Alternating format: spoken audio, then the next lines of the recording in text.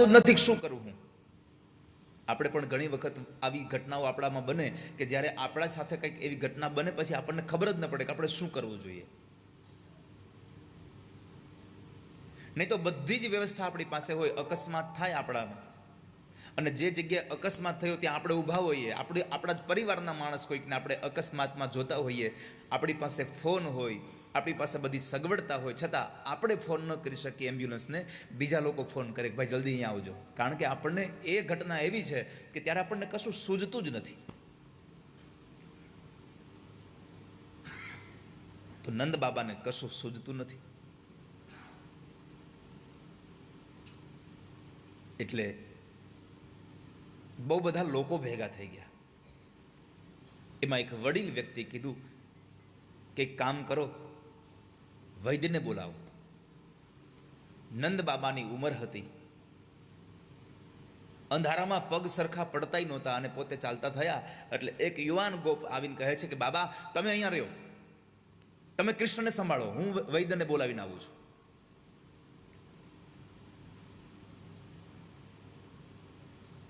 આખા જગતને ચેતનવંત બનાવનારું માણસ આજે અચેતન પડ્યું છે.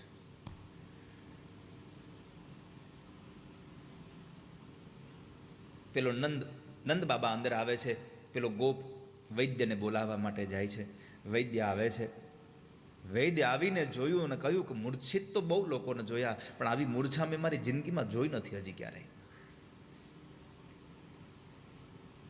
માં યશોદાની આંખો આંસુથી ભરાયેલી છે.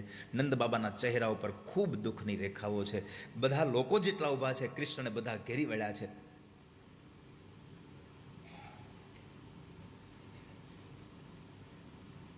કોઈની નજર ભગવાન ઉપરથી હટતી જ નથી.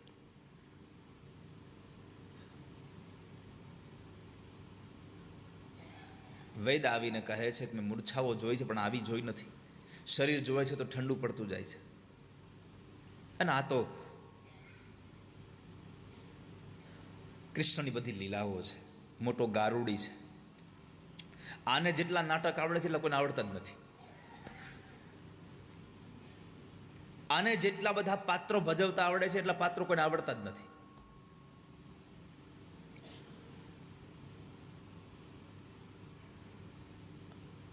અત્યંત બધાને દયનીય વાતાવરણ પરમાત્મા ઊભું કરતા ગયા છે.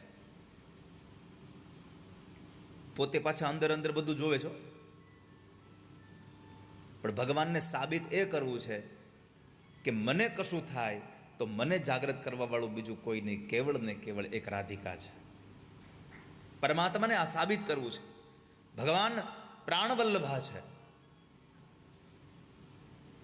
તો પરમાત્મા બેભાન અવસ્થામાં પડ્યા છે. વૈદ્યને પણ જ્યારે કોઈ રસ્તો ન મળ્યો ત્યારે એક વડીલ વૃદ્ધ ગોપ નંદ બાબાનો હાથ પકડીને કહે છે કે નંદરાય, મને એવું લાગે છે કે આ કનૈયો આટલો બધો રૂપાળો છે ને આનો પગ કોઈની પડછાયામાં આવી ગયો હશે, કોઈની છાયામાં આવી ગયો હશે. આને કંઈક વળગ્યું હશે. આપણી ભાષામાં કહું, આને કંઈક વળગ્યું હશે, પણ આને કોણ સમજાવે? આખી દુનિયાને એ વળગ્યો છે, કોણ સમજાવશે? આખી દુનિયાને એ વળગ્યો છે. અને કનૈયાનું વળગણ જેને વળગ્યું છે ને પછી બીજું કોઈને કાંઈ એને એની આજુબાજુમાં આવતું જ નથી. જેને કનૈયાનું એકનું વળગણ લાગ્યું છે. ભૂત વળગે એના કરતા કનૈયો વળગે ને એવું કંઈક માગજો વાલા ભક્તજનો. કૃષ્ણ આપણને વળગવો જોઈએ. કૃષ્ણને ચાહનારો આપણને વળગે, કૃષ્ણની ચાહના આપણને વળગે. તો એ વૃદ્ધ વડીલ ગોપ એમ કહે છે કે મને એવું લાગે છે કે આને કંઈક છાયામાં પગ આવી ગયો હશે. હવે છાયામાં પગ આવી ગયો હોય તો એના માટે શું કરવું જોઈએ? હવે ગામમાં તો કોઈને આવડતું નથી. વડીલ વૃદ્ધે કહ્યું એના માટેનો એક ઉપાય છે કે આપણા ગામમાં કોઈ કુંવારી કન્યા હોય, કુંવારી સ્ત્રી હોય, એના મનમાં કોઈ પણ પ્રકારની લાલચ ન હોય, કોઈ પણ પ્રકારની આશા ન હોય, કોઈ પણ પ્રકારનો અહંકાર ન હોય, કોઈના પ્રત્યેની ઈર્ષા ન હોય, એવી સ્ત્રી આવી અને કનૈયાની 7 પરિક્રમા કરે અને એના માથા ઉપર હાથ ફેરવે અને એનું માથું જો હલાવે તો કદાચ કનૈયો બેઠો થાય. આવી ઘોષણા થઈ કે આપણામાં કોઈ સ્ત્રી છે એવી કે જેનામાં કોઈ ઈર્ષા ન હોય. હવે હું અહીંયા ઘોષણા કરું કે અહીંયા કોઈ એવું છે કે જેનામાં ઈર્ષા ન હોય? છે કોઈ એવું? હોય તો હાથ ઊંચો કરજો. બને જ નહીં આવું. ઈર્ષા ન હોય એવું થાય? મળે કે આપણને ન મળે?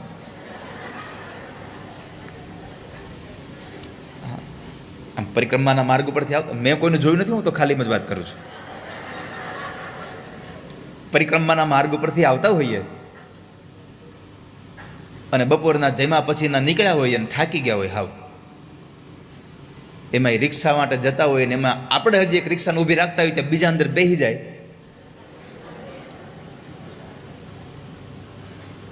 તોય સામાન્ય, પાછળ બીજી રિક્ષા આવતી હોય તોય સામાન્ય આપણને ઈર્ષા જાગતી હોય છે. તો નંદ બાબાના આંગણામાં એક ઘોષણા થઈ કે કોઈ ઈર્ષા ન હોય એવું કોઈ વ્યક્તિ, અહીંયા કોઈ સ્ત્રી છે? લલિતા સખી, વિશાખા સખી, આ બધા જ ત્યાં હતા. અને એ સમયે લલિતા અને વિશાખા સખી બે દોડવાનું ચાલુ કર્યું. ક્યાં? બેને ખબર હતી કે આ દુનિયામાં ઈર્ષા વગરની, લાલચ વગરની, અપેક્ષા વગરની, અહંકાર વગરની કોઈ જો કન્યા હોય તો એ કેવલ રાધિકા છે, વૃષભાનું દુલારી છે. બંને જણા દોડતા દોડતા ગયા છે. રાધિકાને જઈને કહ્યું, રાધિકા. અને એ સમયે આખું વૃંદાવન, આખું બ્રજ નંદ બાબાના આંગણે હતું. એક કીર્તિદા એટલે કે વૃષભાનુની પત્ની, રાધાજીના માતુશ્રી અને રાધિકા, આ બે જ ત્યાં હાજર નહોતા. અને એમાં પણ વિશેષ એ હતું કે કૃષ્ણ અહીંયા મૂર્છિત હતા અને રાધિકા ત્યાં પોતાના ઘરની અંદર પોતાના પલંગમાં સૂતા છે મોડા સુધી. કીર્તિદાએ કહ્યું પણ ખરું કે રાધા તારે ઉઠવું નથી હવે? હા ભણીને ફરી પાછા સૂઈ જાય છે.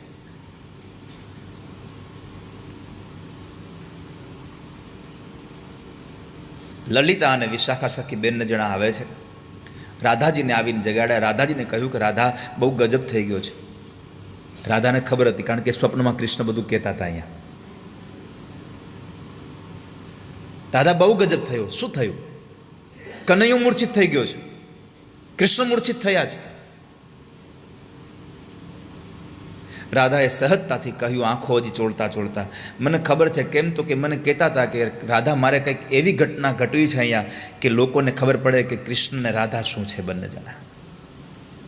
જ્યારે જ્યારે તમે જુઓ કૃષ્ણએ કોઈ લીલાઓ કરી છે ને એમાં એના ભક્તોનો, એના પ્રિયજનોનો કોઈક મહિમા વધારવા માટે જ એણે કર્યું છે આ બધું. ચાહે એ મહાભારતનું મેદાન હોય, કુરુક્ષેત્રનું એ મેદાન હોય, ચાહે એ વનવાસનો સમય હોય પાંડવોનો, કોઈ પણ સ્થળ હોય, પણ જ્યારે જ્યારે પ્રભુએ જે લીલાઓ કરી છે એમાં પોતાનો મહિમા વધે એના માટે નહીં, પોતાના ભક્તનો મહિમા વધે એના માટેની જ લીલાઓ પરમાત્માએ કરી છે.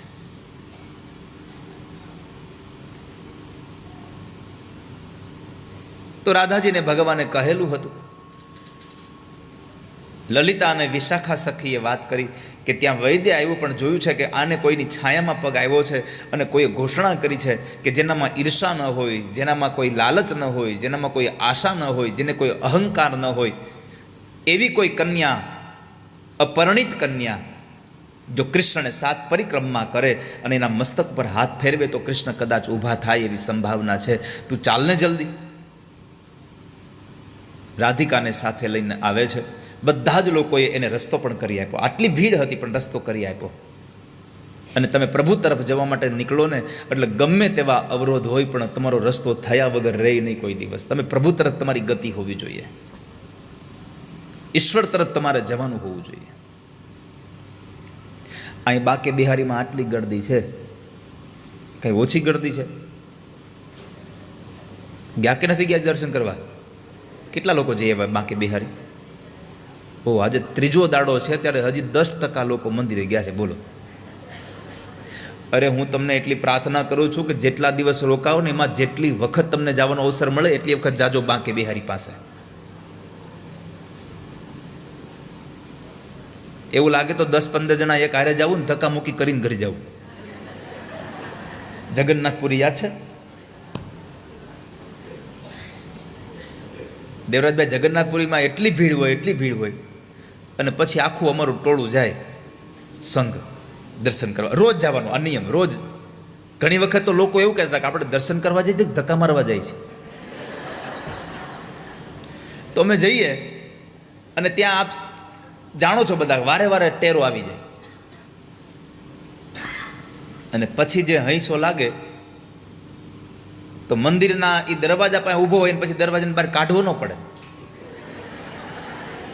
તમારે તમે છે ને મંદિરમાં જાઓ પછી તમારે કંઈ હાલવાના કશા જ પ્રયત્ન નહીં કરવાના, આમ ઊભું રહી જવાનું સહજતાથી. જે બાજુ ધક્કો આવી બસ તમારે ઉઈ જવાનું.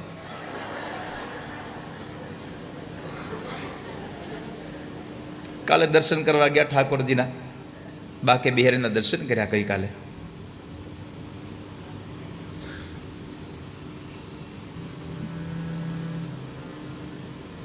તો ઠાકોરજી કેટલી વ્યવસ્થા કરી દીધી. લાડા તારી પાસે છે ફોટો? કાલનો ફોટો છે તારી પાસે? કેટલી સરસ ભગવાને વ્યવસ્થા કરી દીધી. આપણી એકની વ્યવસ્થા થાય તો ઠીક છે. રાધિકા દોડતા દોડતા આવ્યા છે લલિતા સખીની સાથે. 7 પરિક્રમા ભગવાનને કરી અને પછી પરમાત્માનું મસ્તક જેમાં યશોદાના ગોઠણ ઉપર હતું, બાજુમાં બેસીને રાધિકાએ ભગવાનના મસ્તકને જરા દબાવે છે, મસ્તકમાં હાથ ફેરવે છે અને ઠાકોરજી પોતાની કરવત બદલે છે. ભગવાન જાગે છે, આળસ મળીને પ્રભુ જાગ્યા છે. મારે આ કથા સાથે તમને એટલા માટે કહેવું છે કે ભગવાનની પ્રાણ વલ્લભા છે, ભગવાનની એ આહલાદીની શક્તિ છે રાધિકા. પરમાત્મા સાબિત કરે છે કે મને અચેતન બન્યા પછી ચેતનવંતું કોઈ બનાવવાની તાકાત ધરાવતું હોય તો એકમાત્ર મારી રાધિકા છે. અને એ રાધાજીએ આ વ્રજની અંદર વિચરણ કર્યું છે એટલે આ વ્રજ છે, જ્યાં રાસમય રસમય આ બધી જ લીલાઓ નિત્ય પરમાત્માની ચાલતી રહી છે.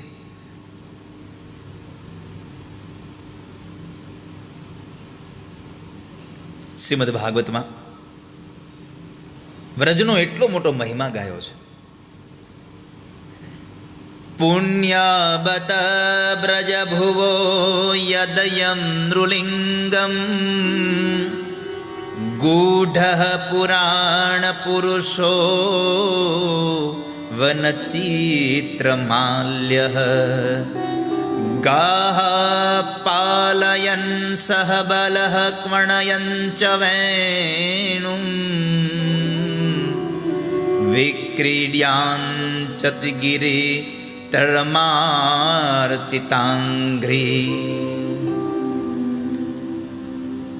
पुण्या बत ब्रज भुवो यदयम नृलिंगम.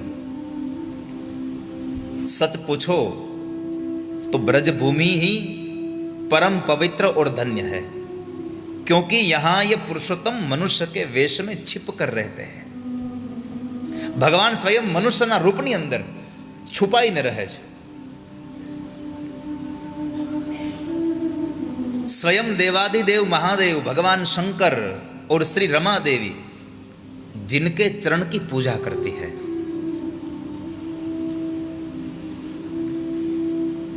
वही प्रभु यहां पर रंग बिरंगे पुष्पों की माला धारण किए हुए भैया बलराम जी के और गोप सखाओं के संग जो भगवान मधुर बंशी नाद करते हैं, भगवान गौओं को चराते हैं, विभिन्न प्रकार की भगवान लीलाएं करते हैं, भगवान क्रीड़ाएं करते हैं. आनंद से मग्न होकर भगवान इस वृंदावन में जो भगवान खेल रहे हैं, भगवान जो विचरण कर रहे हैं, उनके पावन पवित्र चरणों से पवित्र हुई ये भूमि, ये भगवान के पद रज से पवित्र हुई ये भूमि, यही हमारा ब्रज है, यही ब्रज धाम है. स्कंद पुराण में ब्रज की सुंदर शब्द युक्त दी है, सुंदर परिभाषा बताई है. गुणातीतम परम ब्रह्म વ્યાપકમ બ્રહ્મ ઉચ્યતે સદાનંદમ પરમ જ્યોતિ મુક્તાનામ પદવ્યયમ. સત્વ, રજ અને તમ, આ ત્રણ ગુણોથી અતીત જે પરબ્રહ્મ છે, વિશ્વના કણકણમાં જે રહે છે, વિશ્વના કણકણમાં સર્વત્ર વ્યાપ્ત છે. સ્વયં ભગવાન નારાયણ પોતે કહે છે, યત સ્યાત સર્વત્ર સર્વદા. ऐसा मत पूछो कहां है भगवान, कहां नहीं है मेरा भगवान. एक स्थल ऐसा बताओ, एक दुनिया का एक कण ऐसा बताओ जिसमें भगवान न हो. आप जहां भी जाओगे, यदि कुछ हो या न हो, लेकिन भगवान सर्वत्र है, याद रहे. प्रभु सर्वत्र है. किसी भी प्रकार का कुछ काम कर रहे हो तब देखो मुझे कोई देख रहा है या नहीं. यदि कोई जीवात्मा आपको नहीं देख रहा तो ऐसा मत सोचो कि कोई नहीं देख रहा है. इस दुनिया में जो कुछ जीवात्मा नहीं देख पाता वो मेरे भगवान देख पाते हैं. वो भगवान की नजर में आ ही जाता है. इसलिए परमात्मा सर्वत्र व्यापक है. गुणातीतम परम ब्रह्म. भगवान परब्रह्म कण कणમાં ભગવાન છે. મારામાં ભગવાન, તમારામાં ભગવાન, જલમાં ભગવાન, સ્થળમાં ભગવાન, જ્યાં જુઓ ત્યાં ભગવાન છે.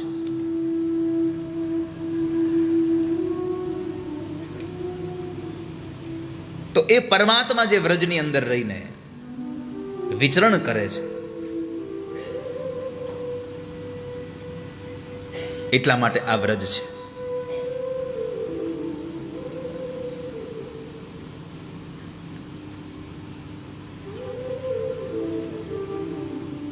બૃહદ ભાગવત નામના એક ગ્રંથની અંદર, બૃહદ ભાગવત નામના ગ્રંથમાં વ્રજને અને ગોલોક ધામને સરખા બતાવ્યા છે કે ગોલોકમાં અને વ્રજમાં કોઈ જ તફાવત નથી.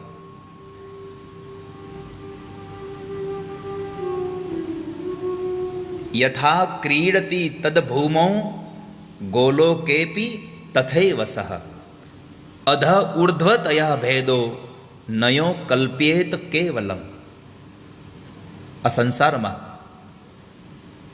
પરમાત્માનું ધામ ગોલોક અને એક બીજું ધામ વૃંદાવન ધામ.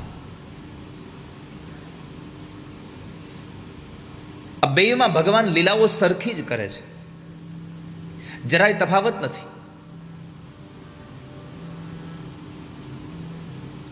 અને એટલા માટે ગોપીઓ પણ જ્યારે વેણુ ગીત ગાય છે ત્યારે પણ વૃંદાવનનો મહિમા ગાય છે. વૃંદાવનમ સખી ભુવો વિતનોતિ કીર્તિમ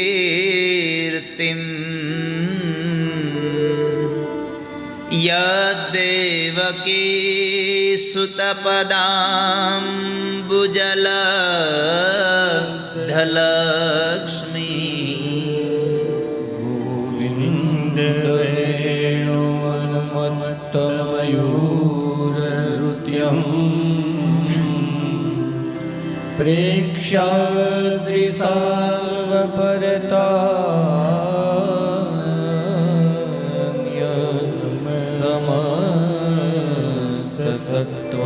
ગોપીઓ કહે છે, વૃંદાવનમ સખી ભુવો વિતનોત કીર્તિમ, કે આ પૃથ્વી ભગવાન કૃષ્ણના પાદ પદ્મોના ચિહ્નોને સુશોભિત કરીને પોતાની સર્વશ્રેષ્ઠ કીર્તિનો વિસ્તાર કરી રહી છે.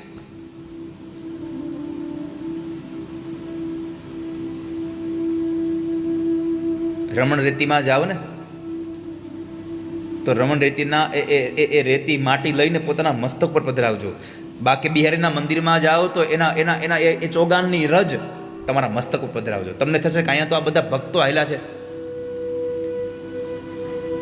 ભક્તો પછી ચાલ્યા છે, પેલા આપણો ઠાકોરજી ચાલ્યો છે ત્યાં આગળ, ત્યાં પેલા પ્રભુ ચાલ્યા છે.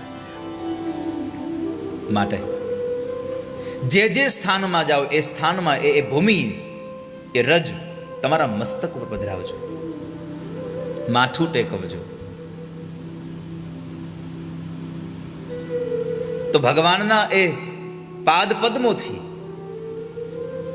એ ચિહ્નોથી સુશોભિત એવી આ ધરતી પોતાનો કીર્તિનો મહિમા વધારી રહી છે. ભગવાન વેણુ નાદ કરે,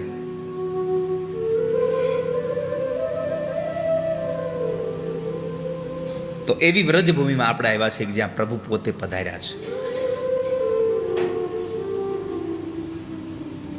અને અહીંયા આવ્યા છે શું કામ? આપણે શું કામ આવ્યા છો તમે અહીંયા? તો કહો પેલા. હાલો, હે? કથા સાંભળવા. આપણો મહોત્સવ શું છે? રંગોત્સવ. તો તમે શું કામ આવ્યા છો? કૃષ્ણના રંગે એક એવા તે રંગે મને,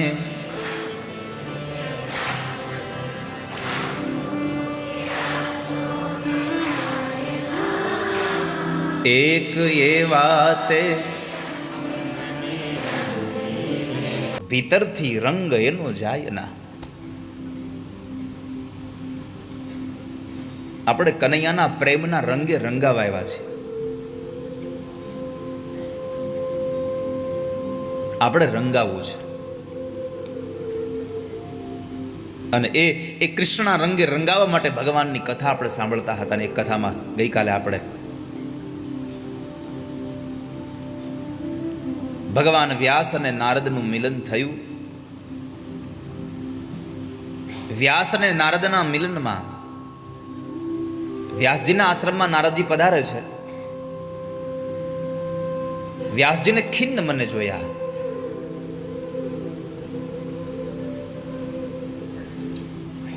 નારદજીનું સન્માન થયું, પણ નારદજીએ સામે ચાલીને પૂછ્યું પણ ખરું. પારાશર્ય મહાભાગ ભવતઃ કચિદાત્મના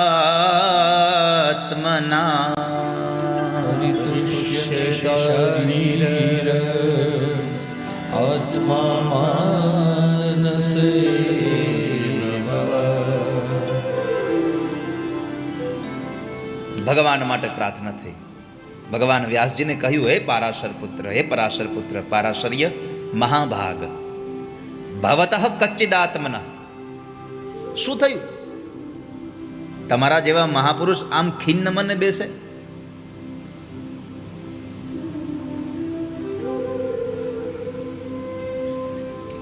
જેને વેદવ્યાસ કહ્યા છે, જેને પરાશરના દીકરા કહ્યા છે, યમુનાના કૃષ્ણદ્વીપમાં એમનો જન્મ થયો એટલે કૃષ્ણ દ્વૈપાયન પણ કહેવાયા છે. બદ્રિકાશ્રમમાં બોર ખાઈને તપશ્ચર્યા કરી એટલે બાદરાયણ પણ કહેવાયા છે. અને એના માટે એક શ્લોક, અચતુર્વદનો બ્રહ્મા દ્વિબાહુર પરો હરિ અભાલલોચન શંભૂર ભગવાન બાદરાયણ. અચતુર્વદનો બ્રહ્મા દ્વિબાહુર પરો હરિ. ભગવાન વ્યાસ સ્વયં વિષ્ણુ રૂપ ગણાય છે,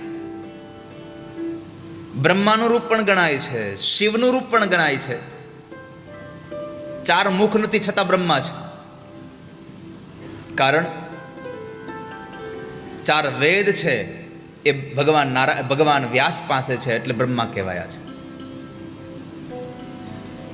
આ 4 વેદ જેની પાસે છે, જે 4 સંહિતાઓ જેની પાસે છે, દ્વિભુજ હોવા છતાં પણ એ હરિ કહેવાયા છે.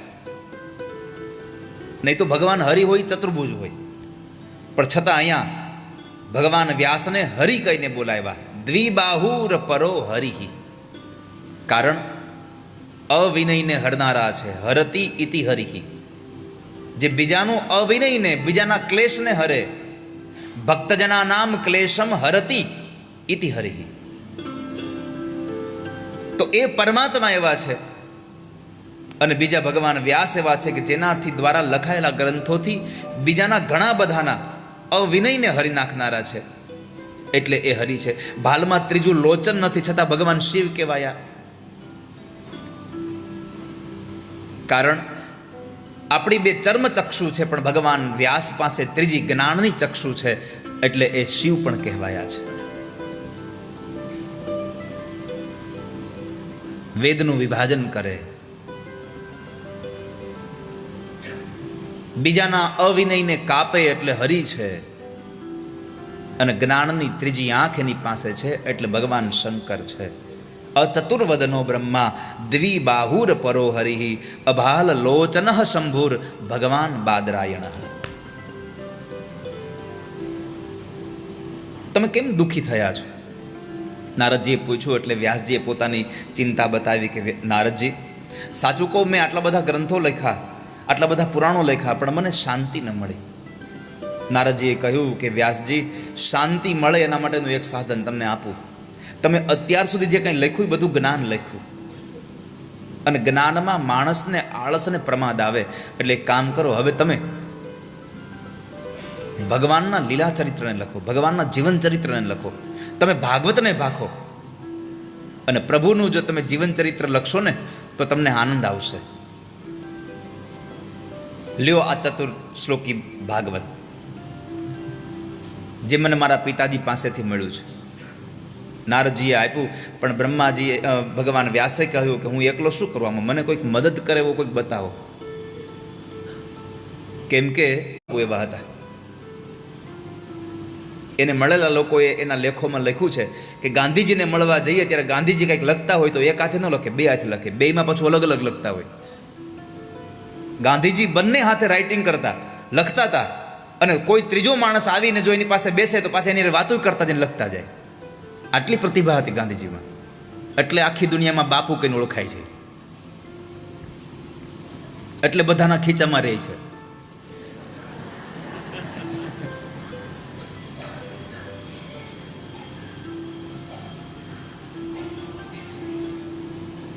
તો ભગવાન વ્યાસે કહ્યું કે હું એકલો કંઈ નહીં કરી શકું, મને કંઈક કોઈક મદદ કરે એવું કંઈક પાત્ર આપો. ગણપતિને પ્રાર્થના કરી, ગણપતિએ લખવા માટે હા પાડી, અને પછી પોતે સંધ્યાવંદન કરી અને આસન લઈને બેઠા છે. જૈમિની ઋષિ ત્યાં આગળ વ્યાકરણને તપાસવા માટે બેઠા છે કે કંઈ ખોટું ન લખાઈ જાય. ભગવાન વ્યાસજી સમાધિમાં બેસે, બોલતા જાય એમ ગણપતિ લખતા જાય, અને જૈમિન ઋષિ બધી જ વ્યાકરણની રૂચાઓ અને વ્યાકરણને બધું જોતા જાય. આમ કરતા કરતા લખ્યું છે કે નારદજીએ ચતુશ્લોકી ભાગવત ભગવાન વ્યાસને આપ્યું. એ વ્યાસજીએ ચતુશ્લોકી ભાગવતમાંથી એટલો બધો વિસ્તાર કર્યો, એટલો બધો વિસ્તાર કર્યો કે એ 4 શ્લોકના એમણે 18,000 શ્લોક બનાવ્યા. 12 સ્કંદ, 335 અધ્યાય, 18,000 શ્લોક, 5,76,000 અક્ષરોથી ભરેલો ગ્રંથ બનાવ્યો. અને એ ગ્રંથને લખીને એટલો આનંદ પ્રાપ્ત થયો, એટલી શાંતિનો અનુભવ થયો. વ્યાસજીએ કલમ સીધી જ ભગવાન ભાગવતના ખોળામાં મૂકી દે કે હવે મારે બીજું કંઈ લખવું નથી. કારણ ભાગવત લખ્યું ને મને આનંદ મળ્યો, બીજો કોઈ ગ્રંથ લખવા જાઓ ને વળી પાછી ઉપાધિ આવે તો મારે શાંતિ ક્યાં મેળવવા જાવી. એટલે એમણે પછી લખવાનું બંધ કરી દીધું. અને એ જે ભાગવતનું નિરૂપણ થયું, ભાગવતનું આલેખન થયું, એ ભાગવત આજ આપણે લઈને બેઠા છીએ અહીંયા. રોકી ન શકે. આંબો ગાય શીખે ને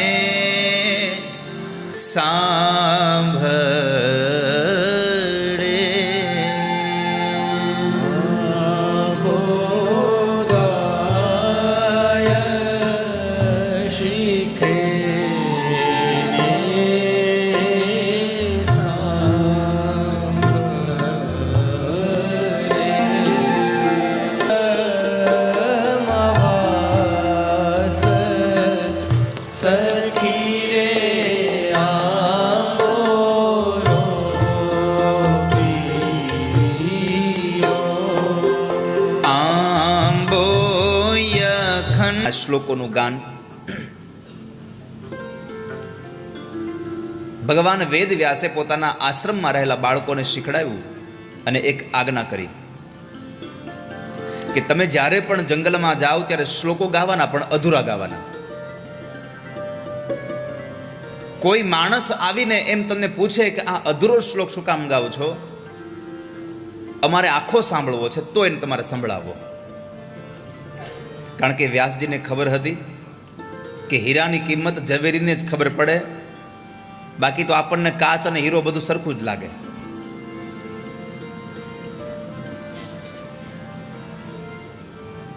બાળકો જંગલમાં ગયા.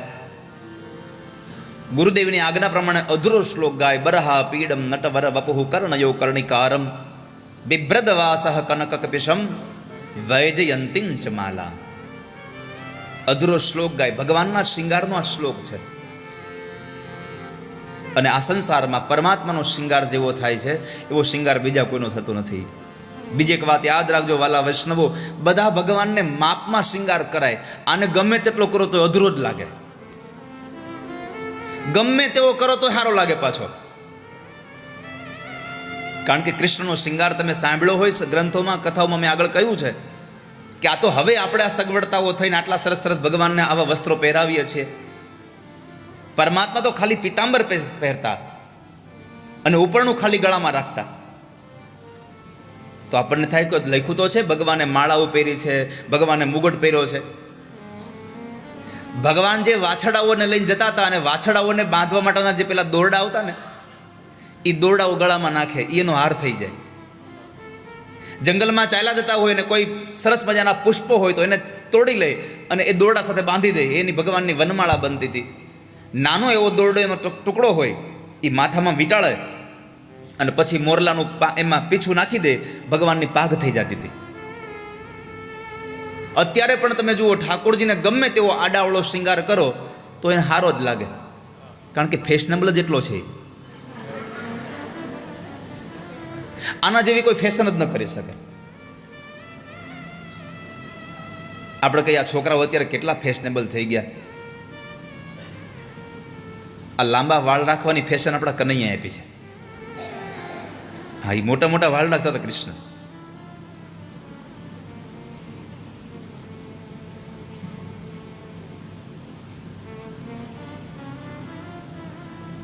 તો ભગવાનના સ્વરૂપનો આ શ્લોક બાળકોએ ગાયો. બરહા પીડમ નટવર વપુઃ કર્ણયો કર્ણિકારમ.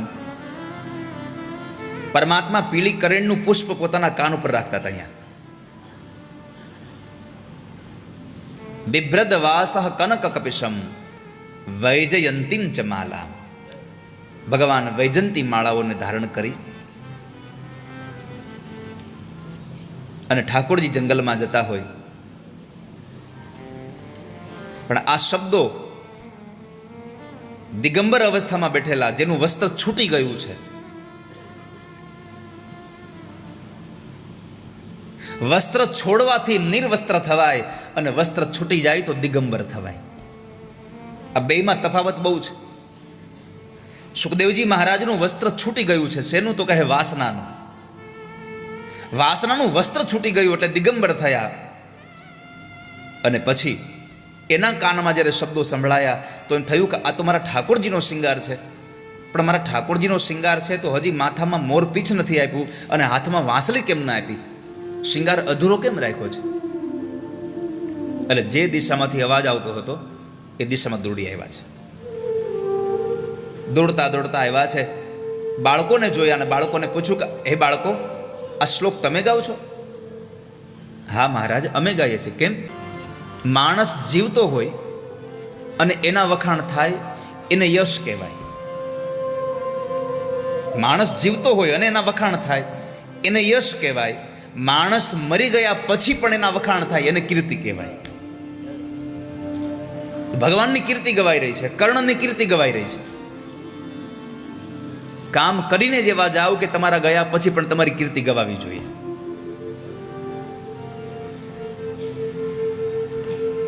તો ભગવાનના આ શૃંગારનો શ્લોક સાંભળ્યો. સુખદેવજી મહારાજ બોલ્યા છે, હમારે મન કો લુભા દિયા. બાળકો, આ એક જ શ્લોક તમને આવડે છે? અરે મહારાજ સાંભળો સાંભળો, આ તો અમારા ઠાકોરજીનું સ્વરૂપ હતું. પણ જેટલા સ્વરૂપમાં સારા છે ને એટલા સ્વભાવના સારા છે. આ 2 શ્લોકથી એટલી આપણને ઉપદેશ આપ્યો છે કે સંસારમાં માણસ કેવળ રૂપનો સારો હોય એ પર્યાપ્ત નથી, પણ માણસ સ્વભાવનો પણ સારો હોવો જોઈએ. ઠાકોરજી રૂપાળા દેખાતા હતા એટલું નહીં, સ્વભાવના સારા હતા. બાકી ધોળા તો ગધેડાય હોય. રૂપ નહીં, ખાલી માણસનો સ્વભાવ પણ માન્ય રાખે છે. અને ઠાકોરજીનો સ્વભાવ તો અદ્ભુત છે. અહો બકીયમ સ્તનકાલકૂટમ જિઘાંસયાપાય યદપ્ય સાધ્વી ગતિમ ધાતૃચિતામ તતોન્યમ ગંગાદયાલુ શરણમ વ્રજેમ. અમે કેવા દયાળુના શરણે જવું જોઈએ? કોની પાસે જવું જોઈએ? તો કહે છે કે જે માં યશોદાએ દૂધ પીવડાવીને ભગવાનને મોટા કર્યા અને એ યશોદાને જેવી ગતિ આપી એવી જ ગતિ પેલી પૂતનાએ ઝેર પીવડાવ્યું હતું એને પણ આપી. ભગવાનની આ લીલા આપણને એક સંદેશો આપે છે કે આપણા માટે કોઈ સારું બોલે એના પ્રત્યે પણ ભાવ રાખવો, અને આપણા માટે કોઈ ખરાબ બોલે એના માટે પણ ભાવ રાખવા સંસારમાં. એનો સ્વભાવ છે. આપણે આપણો સ્વભાવ રાખવો. એકવાર એકનાથજી મહારાજની સાથે એનો શિષ્ય ચાલો જતા હતા અને નદીમાં સ્નાન કરવા ગયા તો નદીમાં બરાબર એક વીછી પડ્યો. એકનાથજી મહારાજે વીછીને જોયું એટલે આમ ઉપાડીને બહાર કિનારે લઈ આવ્યા, ડંખ માર્યો. જેવો કિનારે મૂક્યો બીજી વખત વીછી પડ્યો, બીજી વખત મહારાજ ઉપાડીને બહાર લઈ આવ્યા, બીજો ડંખ માર્યો, ત્રીજી વખત પડ્યો નદીમાં પાછો લઈ આવ્યા. આવું 5-7 વખત થયું એટલે શિષ્યએ કીધું કે ગુરુદેવ, આ તમને વારે વારે ડંખે છે તોય તમે શું કામ એને બહાર લઈ જાઓ છો? અને ત્યારે ગુરુદેવે કહ્યું કે બેટા, એનો સ્વભાવ ડંખવાનો છે, આપણો સ્વભાવ એને બચાવવાનો છે. માટે માણસે કોનો સ્વભાવ ન છોડવો જોઈએ કોઈ દિવસ. એનો ડંખ મારવાનો સ્વભાવ છે. અને હવે વીછી ઓછા ઝેરીલા થઈ ગયા, માણા વધારે ઝેરીલો થઈ ગયો. સર્પમાં એમાં બધામાં ઝેર ઓછું થઈ ગયું, હવે માણસમાં ઝેર વધી ગયું છે.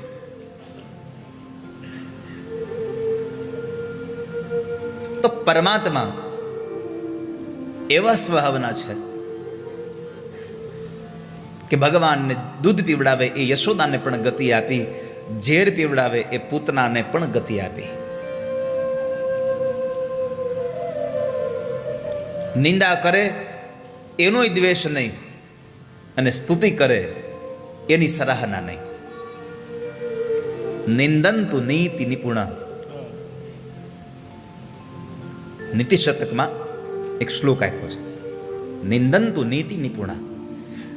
આ સંસારના માણસને એક વાત યાદ રાખવી કે કોઈ આપણી પ્રશંસા કરે તો એના ઉપર ઓળઘોળ ન થઈ જવું, અને કોઈ તમારી ટીકા કરે તો એના ઉપર ક્રોધિત ન થઈ જવું. દુનિયા છે, તમે જેવું કામ કરશો એમાં 2 વસ્તુ બોલવાવાળા હશે. સારું કરશો તોય ખરાબ બોલવાવાળા હશે, ખરાબ કરશો તોય બોલવાવાળા હશે. ક્यों? क्योंकि कुछ तो लोग कहेंगे, लोगों का काम ही है कहना.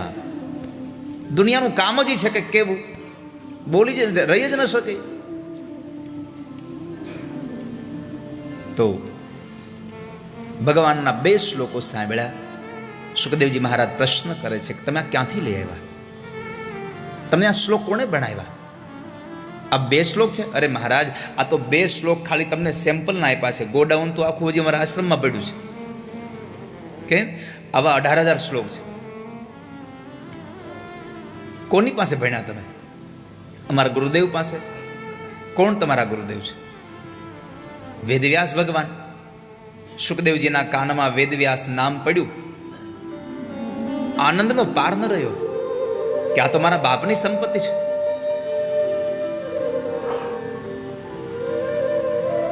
અને મારા બાપની સંપત્તિ હોય તો એનો ઉત્તરાધિકારી હું જ બનું. અને એટલે એમણે બાળકોની સાથે આશ્રમમાં આવવાનો નિર્ણય કર્યો. આશ્રમમાં આવીને પિતાજીને વંદન કર્યા. બાપ અને દીકરાનું મિલન થયું. સુખદેવજી મહારાજ કહે છે, પિતાજી મારે ભાગવત ભણવું છે, મને ભાગવત ભણાવો. એક એક શ્લોક, એક એક શબ્દ ભગવાન વ્યાસ સુખદેવને ભણાવે છે. લોહીના એક એક કણમાં ભાગવતનો મર્મ ભળ્યો છે. પણ બધું જ કર્યા પછી અંતમાં એક સંદેશો આપ્યો વ્યાસજીએ કે સુખદેવ, આ ગ્રંથનો પ્રચાર અને પ્રસાર કરજો. આ ગ્રંથને વહેંચજો, આને વેચતા નહીં કોઈ દિવસ. ગેહે ગેહે જને જને, બધાના એક એક માણસના મન સુધી આ ગ્રંથનો મહિમા પહોંચાડજો. ભલે પિતાજી. લખનારા ભગવાન વ્યાસે લખ્યું, ગાનારા સુખદેવ તૈયાર થયા. પણ ગાવાવાળા આવી જાય, સાંભળવાવાળા ન આવે તો શું કરવું? અને સુખદેવજી મહારાજ ગાવા બેસે તો સાંભળનારો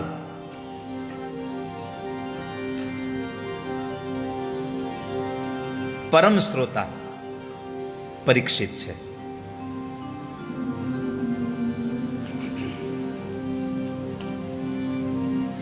જેવો વક્તા હોય એવો શ્રોતા હોવો જોઈએ.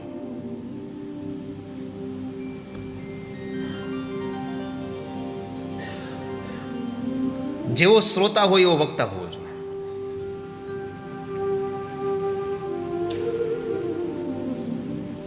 શ્રોતાઓની જિજ્ઞાસાઓને ઓળખી જાય.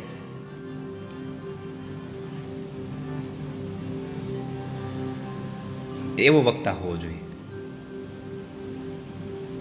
વક્તાની વાતને સમજવાના પ્રયત્ન કરે એવો શ્રોતા હોવો જોઈએ.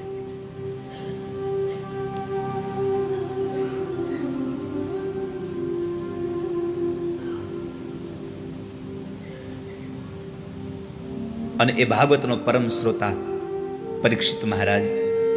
અને પરીક્ષિત મહારાજ એટલે પાંડવોના વંશજ. અને પાંડવો એટલે એ મહાભારતનો એ દિવ્ય કાળ. મહાભારત ઇતિ પંચમ વેદ. મહાભારત એક એવો ગ્રંથ છે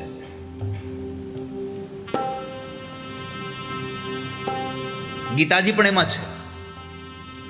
વિશ્વનો સૌથી શ્રેષ્ઠ ગ્રંથ ગીતાજી પણ મહાભારતમાં છે.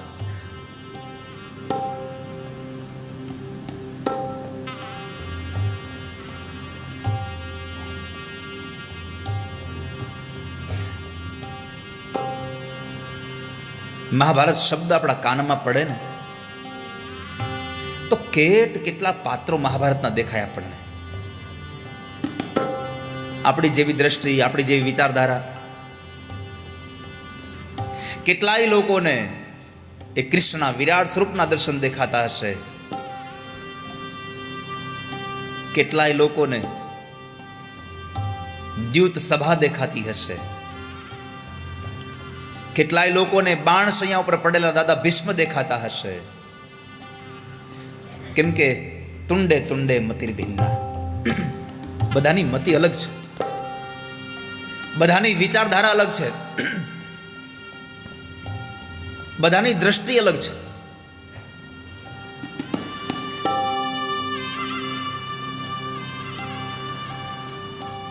આપણી જેવી નજર હોય, આવી આપણી જેવી દ્રષ્ટિ હોય એવી સૃષ્ટિ આપણને નિર્માણ થાય. દ્રષ્ટિ એવી સૃષ્ટિ. રામાયણનો પ્રસંગ છે. હનુમાનજી મહારાજ ક્રોધે ભરાયેલા હતા અને સુરસા આદિ બધાને માત આપીને ગયા લંકામાં. વૃક્ષો પર બેઠા છે.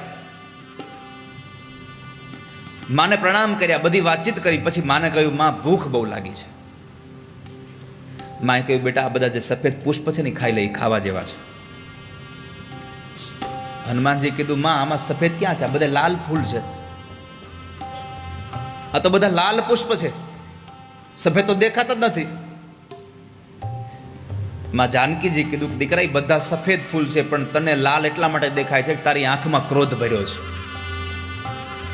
તારી નજર જ ક્રોધ વાળી છે, એટલે તને બધું લાલ દેખાય છે.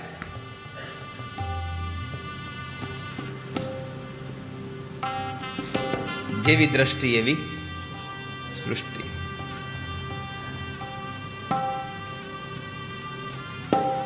એક જ ચિત્ર તમે સામે મૂકો,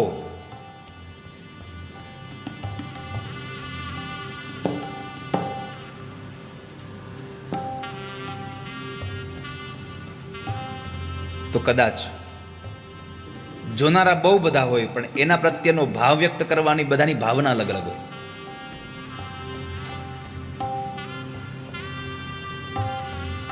બધાની દ્રષ્ટિ અલગ અલગ હોય.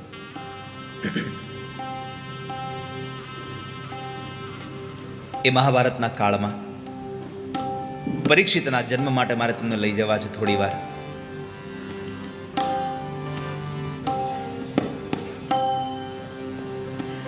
અથ શ્રી મહાભારત કથા.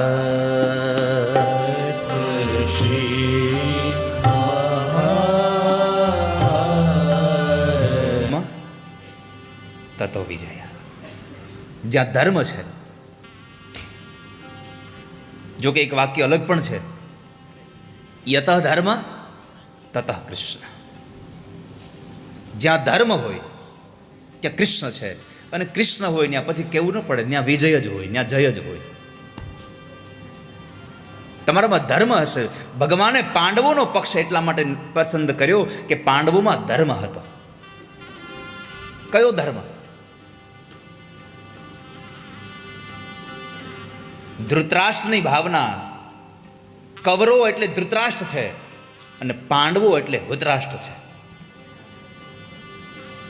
ધૃતરાષ્ટ્ર અને હુતરાષ્ટ્ર આ બે વાત છે. ધૃતરાષ્ટ્રનો અર્થ એવો થાય છે કે જે બીજાનું હોય એ લઈ લીધું હોય, અને કોઈ પણ સંજોગે એ મારું છે એવી સાબિત કરવાની જે પ્રવૃત્તિ કરે એ ધૃતરાષ્ટ્ર છે. અને પોતાનું હોય અને એને મેળવવા માટે પ્રયત્ન કરે એ હુતરાષ્ટ્ર છે.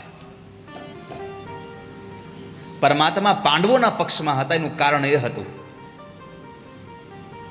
કે પાંડવોમાં ધર્મ હતો, કારણ કે પાંડવોનું રાજ્ય ધૃતરાષ્ટ્રના લોકોએ, કૌરવોએ છીનવી લીધું હતું.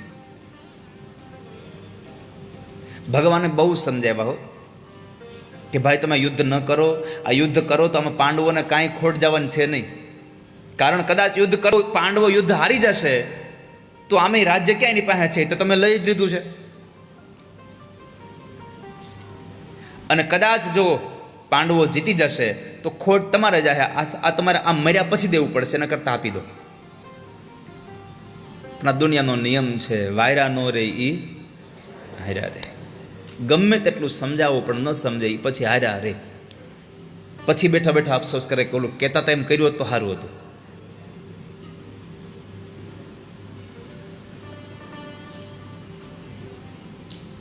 બહુ સમજાવ્યા, છતાં યુદ્ધ થયું. એ યુદ્ધમાં કેવળ ને કેવળ પ્રભુની કૃપાથી પાંડવોનો વિજય થયો. કૃષ્ણને અર્જુન પ્રત્યેની ભાવના, કૃષ્ણને અર્જુન પ્રત્યેનો પ્રેમ. ઇન્દ્ર પાસે માગવાનો વારો આવ્યો અર્જુનને અને ભગવાનને. અર્જુને માગ્યું કે મને કોઈ મોટું એવું શસ્ત્ર આપો, અને ભગવાનને કીધું તમે માગો હવે. તો કૃષ્ણએ માગ્યું કે જો તમારે આપવું હોય તો ઇન્દ્ર મને એવું આપો કે કુંતાના દીકરા અર્જુનમાં મને ક્યારે પ્રેમ ઓછો ન થાય કોઈ દિવસ. હું સતત એને પ્રેમ કરતો રહું.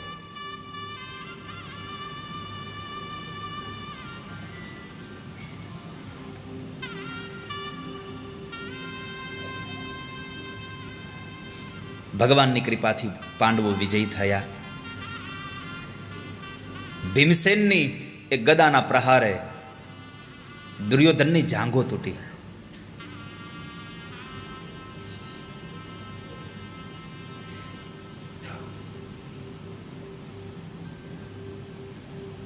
કણસી રહ્યો છે. પડ્યો છે મેદાનમાં.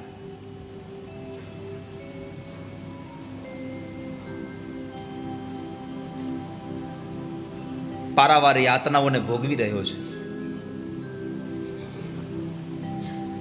એવા સમયે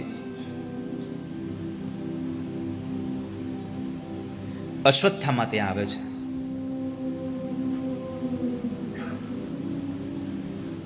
અશ્વત્થામાએ સાંત્વના આપતા કહ્યું કે દુર્યોધન, જે થવાનું હતું તે થઈ ગયું. તું હવે શાંત થઈ જા, તારા જીવને શાંત કરી દે. હવે શાંતિનો અનુભવ કરતો.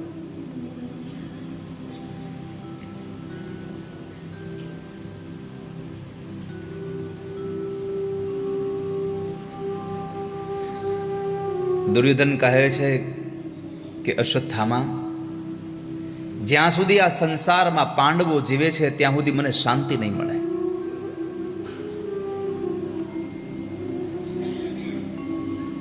હજી આવા દુર્યોધન ઘણાય જીવે છે. બીજાને સુખી જોઈને જે દુઃખી થાય સમજવું આપણે દુર્યોધન માયલા છે. બીજાના સુખને આપણેથી જોઈ ન શકાય સમજવું દુર્યોધન આપણામાં હજી પડ્યો છે.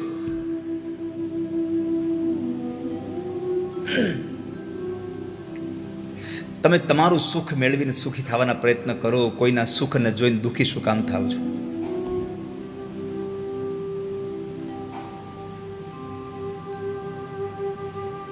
પણ ઘણાને ખબર જ ન હોય કે બીજાના મહેલ જોઈને આપણે આપણા ઝૂંપડા બાળી રહ્યા છીએ. પછી રહેવા ક્યાં જાઓ? શું કામે?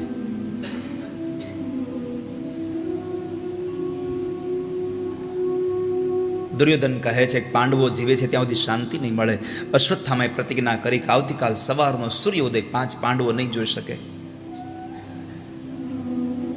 અશ્વત્થામાએ નક્કી કર્યું કે રાત્રિના સમયે પાંડવો સૂવે, નિંદ્રમાં મારી નાખો એને.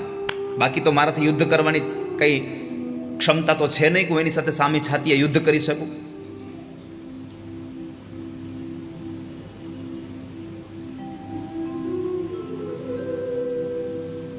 ત્યારે રાત્રિના સમયે મારવાનો નિર્ણય કર્યો. પાંડવો ભોજન કરી સાંજનું અને પોતાના ઓરડામાં જતા હતા અને ત્યારે ભગવાન કૃષ્ણ આવ્યા છે. પાંડવોને કહે છે કે ભાઈઓ, આપણે ગંગા કિનારે જવું છે. 5 માંથી એક પણ વ્યક્તિએ પ્રશ્ન ન કર્યો કે અત્યારે કેમ જવું છે. નહીં તો સંધ્યાનો સમય નહોતો, કોઈ પૂજાનો સમય નહોતો, કોઈ દાનનો સમય નહોતો, કોઈ જાગરણનો સમય નહોતો, કશું જ નહોતું. છતાં કૃષ્ણએ કહ્યું કે આપણે ગંગા કિનારે જવું છે. તરત જ પાંડવો ચાલી નીકળ્યા.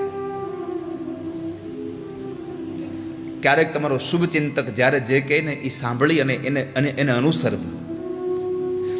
તમે જેને માનો છો,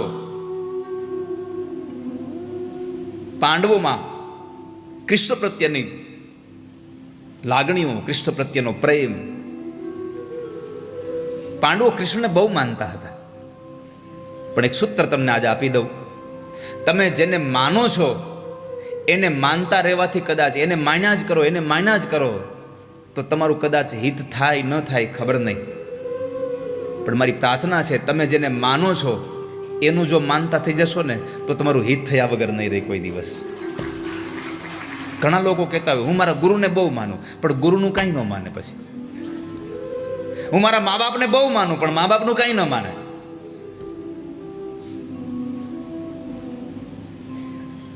તમારા મા બાપની, તમારા ગુરુની આજ્ઞા, ગુરુ આજ્ઞા અવિચારણીય.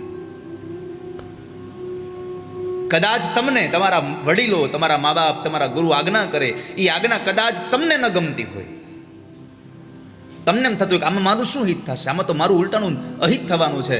પણ તમારું અહિત થવામાં પણ કદાચ તમારા ગુરુની આજ્ઞાનું પાલન કરશો તો તમારી ગુરુ આજ્ઞા તમને ક્યાંક સિદ્ધિના માર્ગ ઉપર લઈ જશે. ગુરુ આજ્ઞા અવિચારણીય. અમુકની આજ્ઞામાં પછી વિચાર ન કરવો, સીધું જ એપ્લાય. પણ આપણે મહાપુરુષો જેને માનીએ છીએ, જેને આપણે આટલી શ્રદ્ધા રાખીએ છીએ, એના વાક્યમાં આપણને સંશય થાય છે. ક્યારેક આપણા મહાપુરુષો અવળી પણ આજ્ઞા કરે. મેં ઘણી વાર કહ્યું છે કે રામકૃષ્ણ પરમહંસજી અને સ્વામી વિવેકાનંદ આ બંને જણા રેલવે સ્ટેશન પર બેઠેલા. અને એ બંને જણા જ્યારે વાતો કરતા હતા એમાં રામકૃષ્ણ પરમહંસજીએ કીધું કે બેટા નરેન્દ્ર, જાને 2 પોસ્ટકાર્ડ લઈએ ને, અહીંયા બારી છે. નરેન્દ્ર ઊભા થઈને ગયા, અંદર જઈને કહ્યું કે મને 2 પોસ્ટકાર્ડ જોઈએ છે, આપો ને. અંદરથી જે અધિકારી હતા એ લાલ ગુમ થઈ ગયા કે દેખાવમાં તો હારા દેખાવ છો, પણ બુદ્ધિ જેવું કઈ છે? આ રેલવે સ્ટેશન છે, અહીંયા આ ટિકિટ બારી છે, અહીંયા તમને ટિકિટ મળે, અહીંયા પોસ્ટકાર્ડ ન મળે. સ્વામી વિવેકાનંદે સહજતાથી કીધું કે સાહેબ, મારે જે જોઈએ છે એ મેં માંગ્યું, તમારી પાસે હોય તો આપો, નહીં તો ના પાડી દો. આમાં આટલા બધા ગરમ કેમ થઈ જાવ છો? બાજુમાં એક અધિકારી બેઠા હતા, એમણે ગરમ થયેલા અધિકારીને જરા કીધું, સાહેબ, કોઈ સજ્જન માણસ લાગે છે, એના પહેરવેશ ઉપરથી એવું લાગે છે કોઈ સજ્જન હશે અને એને અતિ આવશ્યક હશે ને, એટલે કદાચ એ પોસ્ટકાર્ડ લેવા આવ્યા હશે. બીજા અધિકારી કીધું કે ભાઈ, તમને જોતા એવું લાગે છે કે સજ્જન છો અને તમારે બહુ જરૂરિયાત હશે, એટલા માટે તમે રેલવે સ્ટેશનની ટિકિટ બારી ઉપર તમે પોસ્ટકાર્ડ લેવા આવ્યા છો. એક કામ કરો, આજે મારા પત્નીએ મારી પાસે પોસ્ટકાર્ડ મગાવ્યા હતા, એટલે હું પોસ્ટકાર્ડ ઘરે લઈ જવા માટે મેં ખરીદ્યા છે બજારમાંથી. તમે કહેતા હોય તો 2 હું તમને આપું. 2 પોસ્ટકાર્ડ લઈને નરેન્દ્ર ફરી પાછા આવે છે. સ્વામી વિવેકાનંદજી સ્વામી રામકૃષ્ણ પરમહંસજીના હાથમાં પોસ્ટકાર્ડ આપીને કહ્યું કે લ્યો બાપજી, આ પોસ્ટકાર્ડ. રામકૃષ્ણ પરમહંસ કંઈ બોલ્યા નહીં, ચૂપ રહ્યા. સ્વામી વિવેકાનંદે 2 હાથ જોડી પ્રાર્થના કરીને કીધું કે બાપજી, એક પ્રશ્ન પૂછું? બોલો. તો કહે છે કે તમને ખબર હતી કે આપણે રેલવે સ્ટેશન પર બેઠા છીએ, અહીંયા રેલવે સ્ટેશનમાં આ ટિકિટ બારી છે, અને તોય તમે મને પોસ્ટકાર્ડ લેવા ન્યા કેમ મોકલ્યો? અવળી આજ્ઞા કેમ કરી? ત્યારે રામકૃષ્ણ પરમહંસજી બોલ્યા કે બેટા નરેન્દ્ર, મને તો ખબર જ હતી કે તને અહીંયા પોસ્ટકાર્ડ મળવાના છે, પણ તને મારા શબ્દોમાં કેટલો ભરોસો છે, તને મારી આજ્ઞા કેટલી પાલન કરે છે, એ જોવા માટે મેં તને અવળી આજ્ઞા કરી હતી.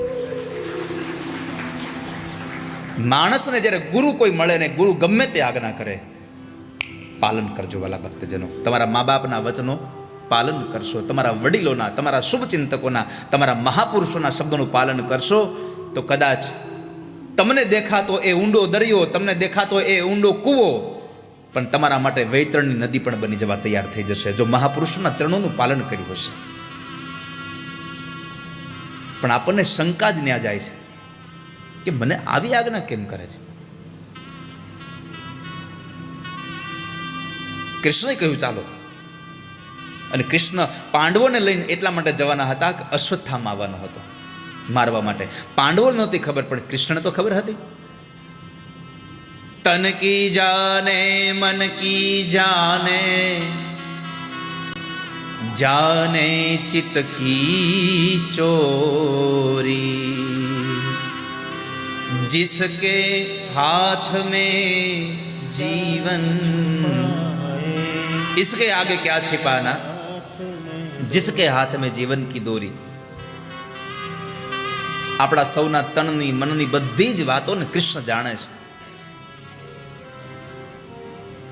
આપણને થાય કે આપણા મનની વાતે કૃષ્ણ જાણતા હશે, તો તમારો અનુભવ હશે. તમે મંદિરમાં જઈને જોરથી બોલો છો, હે ભગવાન મારી છોકરીને હારો ઘરવાળો દેજો, હે ભગવાન મારા છોકરાને હારો ધંધો દેજો, જોરથી બોલો છો? કોઈ બધું મનમાં બોલો છો, તોય સંપન્ન થઈ જાય છે. કેમ? ઓલો બધું સાંભળે છે.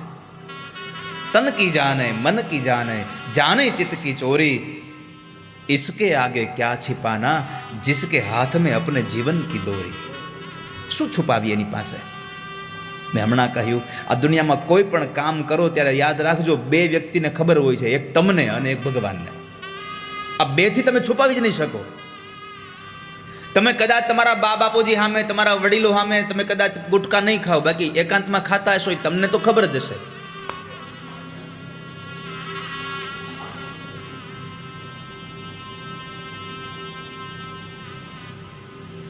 અને જે વાતની તમને ખબર છે, ખાલી તમને જ ખબર છે, એ વાતની ખબર મારા કૃષ્ણને પણ ખબર છે, એ વાતની ખબર મારા ઠાકોરજીને પણ ખબર છે.